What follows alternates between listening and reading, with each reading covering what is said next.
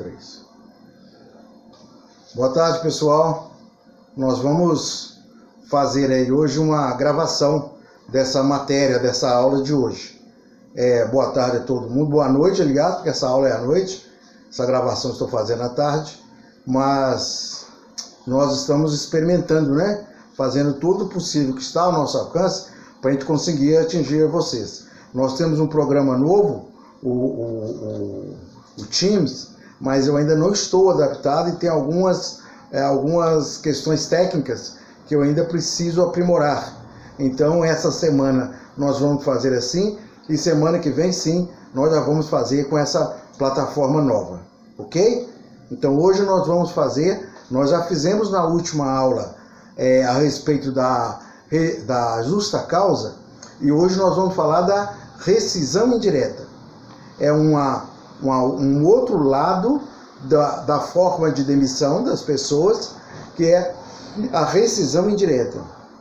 Esta rescisão indireta, ela é possível quando o empregador não cumpre algumas coisas, algumas cláusulas do contrato de trabalho. Então nós temos que entender que é uma justa causa que o empregado está aplicando no empregador.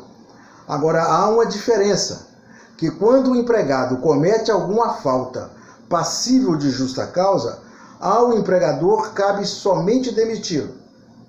E no caso do empregado achar que o contrato dele está rescindido por rescisão indireta, que o empregador cometeu alguma coisa, não basta o empregado simplesmente sair do trabalho e comunicar que está saindo por rescisão indireta. É necessário que ele coloque uma ação judicial para que o juiz determine que ele pode sair do emprego porque ocorreu a rescisão indireta. Aí ele vai receber todas as parcelas trabalhistas normais, rescisórias. Ele vai receber seguro-desemprego, vai receber os 40% do fundo de garantia, ele vai receber como se ele tivesse sido demitido. Se tiver alguma cláusula de sindicato, ele vai receber. Se for antes da database, ele vai receber multa, ele vai receber tudo que ele teria direito. Então nós vamos fazer o seguinte, para vocês acompanharem a aula de melhor, eu acho mais fácil vocês acompanharem pela aula em PowerPoint que eu coloquei no Moodle. Vocês vão lá, vão imprimir ou vão pegar pelo celular e vão acompanhar pelo PowerPoint. É muito mais fácil de acompanhar na aula, ok? Então nós vamos lá. Poderá ocorrer a rescisão indireta quando o empregador cometer alguma falta referente ao contrato de trabalho, que justifique o fato do empregado pleitear na justiça o termo deste contrato.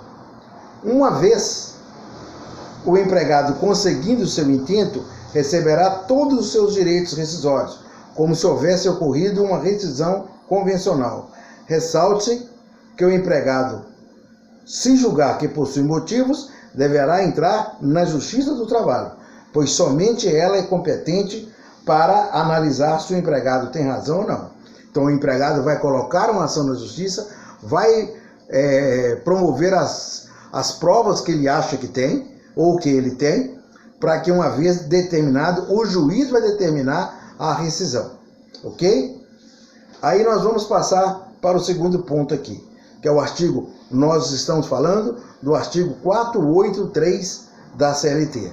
Aqui sim está tipificado quais são os motivos que o empregado tem para achar que merece a rescisão indireta. O primeiro item aqui é o seguinte, o primeiro forem exigidos serviços superiores às suas forças, defesos por lei, contrários aos bons costumes ou alheios ao contrato. Então, se o empregador exige que o seu empregado faça alguma coisa que é superior à força dele, ele não tem condições de fazer aquilo. O empregador, por exemplo, exige que ele faça todas as noites 8 horas extras, 6 horas extras, ele não consegue fazer aquilo. Isso é superior às forças que ele tem. É proibido por lei. Você não pode fazer nada que é proibido por lei, você não pode obrigar. Você não pode chegar para o seu funcionário e falar, você vai ficar aqui na porta, vai vender uma maconha para mim, tantos reais o quilo. O que você vender aqui, uma parte é sua. Isso é proibido por lei. Então você não pode pedir ao seu empregado que ele faça isso. Outra coisa é alheios ao contrário aos bons costumes. Você não pode exigir que o funcionário faça alguma coisa que é contrária aos bons costumes, tá? Nem alheios ao contrato. Você contratou ele para uma coisa, ele tem que fazer aquilo que ele foi contratado. O segundo for tratado pelo empregador ou por seus superiores hierárquicos com rigor excessivo. Você não pode ter um rigor muito excessivo no seu funcionário. Você tem que saber dosar aquilo que você vai colocar em cima dele. Correr perigo manifesto de mal considerável. Essa é muito tipificada e essa é fácil de entendimento. É quando o empregador exige que o funcionário faça coisas alheios, sem o devido EPI, sem treinamento, sem uma preparação para aquilo. Então ele está correndo um perigo manifesto de um mal considerável. Ele está colocando a sua saúde ou a sua vida em risco. O empregador está determinando que o empregado faça alguma coisa sem o EPI ou sem que ele tenha preparação para aquilo. Então não pode, isso é causa para a rescisão indireta. O outro, não cumprir o empregador as obrigações do contrato. Por exemplo, o que mais podemos colocar aqui é a questão do pagamento. Se você não paga o salário em dia, você não deposita o fundo de garantia, se você não recolhe o INSS, você não está cumprindo as obrigações do contrato. Então também é motivo para rescisão indireta. O outro, praticar o empregador ou seus prepostos contra ele ou pessoas da sua família, ato lesivo da honra e da boa fama. Isso é uma coisa convencional, normal. O empregador não pode ofender você ou sua família, não pode defender sua honra, não pode ofender a sua honra, não pode ofender a sua boa fama. Então ele tem que tem que te tratar com sobriedade, com coerência, não pode sair te xingando, te ofendendo, nem nada. O empregador ou seus prepostos, que são as pessoas que representam o empregador, ofenderam-no fisicamente, salvo em caso de legítima defesa própria. O empregador não pode te agredir fisicamente, de forma alguma, a não ser que ele vá defender uma outra pessoa, ele próprio. Se não for no caso de legítima defesa, ele não pode te ofender fisicamente. O empregador reduzir o seu trabalho, sendo este por peça ou tarefa, de forma a afetar sensivelmente a importância dos seus salários. Aquela pessoa que trabalha por tarefa, que trabalha por peça, você não pode reduzir o trabalho dele, senão ele vai receber menos. Tá ok? O empregador poderá suspender a prestação dos serviços ou rescindir o contrato quando tiver que desempenhar obrigações legais incompatíveis com a continuação do serviço. Quando ele vai fazer algum serviço, ele vai servir exército, ele tem que votar, ele tem que fazer alguma outra coisa, uma eleição que ele vai ficar 15, 20 dias, ou se ele precisar de fazer alguma coisa e ele for convocado para aquilo e ele não pode trabalhar, ele pode suspender o contrato de trabalho dele ou pedir a rescisão indireta. No caso da morte do empregador, com certeza,